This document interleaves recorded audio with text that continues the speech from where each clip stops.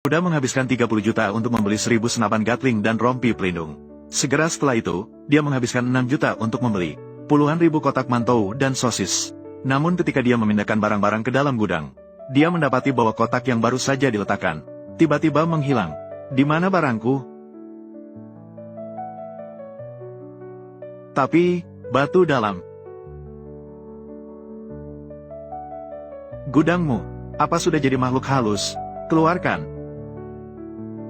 Ini adalah sumber daya yang menyelamatkan nyawa. Keluarkan. Keluarkan. Keluarkan. Sementara itu, 2000 tahun yang lalu di kerajaan Tianqiong, kaisar wanita sedang membakar dupa dan berdoa kepada dewa, agar bisa menyelamatkan rakyat yang sedang mengalami kelaparan. Namun, pada detik berikutnya, barang-barang pemuda itu tiba-tiba muncul melalui dupa. Daging kering adalah daging, adalah sosis, dan juga mantou. Semua makanan. Semua orang segera menganggap ini adalah pertolongan dari langit untuk melindungi Tianqiong.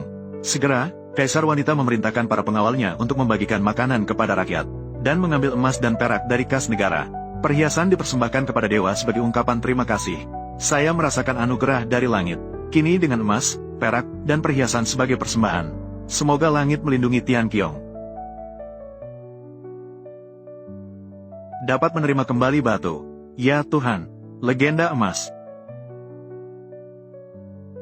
Itu benar. Sekarang ada harapan. Dan pada saat itu, penagih utang yang jahat datang. Datang ke pabrik pemuda untuk membuat keributan. Potong dadu dengan pisau matahari. Saat itu, pemuda tiba tepat waktu. Langsung melempar 5 juta uang tunai ke wajah penagih utang. Anak. Merasakan keuntungan, dia kembali ke gudang. Mengambil trompet kecil dan berteriak ke dalam. Saudara-saudara di gudang, saya ingin berdiskusi dengan kalian. Kedepannya saya akan tetap memberi kalian makanan. Jika kalian sudah kenyang, seperti terakhir kali, berikan saya beberapa kotak emas. Apakah itu bisa? Halo? Halo? Jika menerima, mohon jawab. Sementara itu, kaisar wanita sedang berdoa kepada dewa, memohon agar diberikan sumber air untuk menyelamatkan Tianqiong. Namun setelah berdoa lama, tidak ada setetes pun hujan yang turun.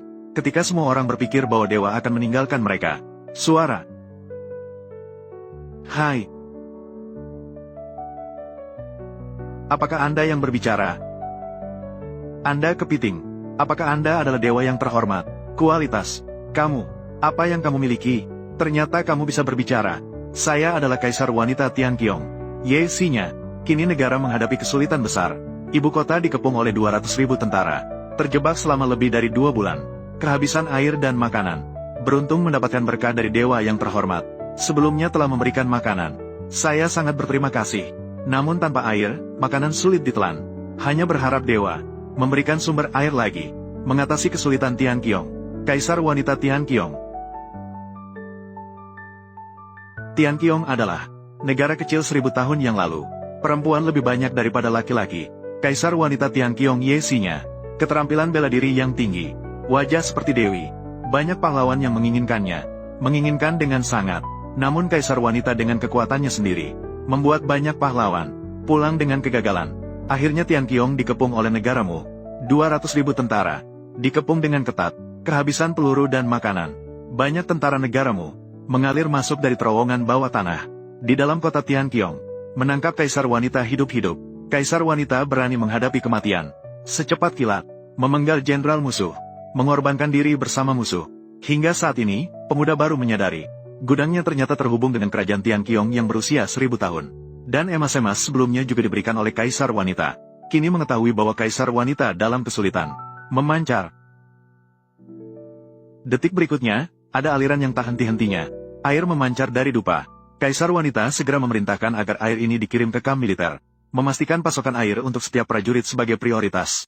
Dalam sekejap, ini menyelesaikan masalah mendesak para prajurit. Untuk berterima kasih atas anugerah dewa, kaisar wanita pun mengirimkan jimatnya. Pemuda melihat harta yang begitu berharga, segera menyatakan bahwa dia akan memenuhi apapun yang diinginkannya di masa depan. Bahkan jika itu adalah bintang di langit, dia pun akan mencari cara untuk memetiknya untuknya. Sementara itu, laporan datang dari militer bahwa negaramu telah melancarkan serangan.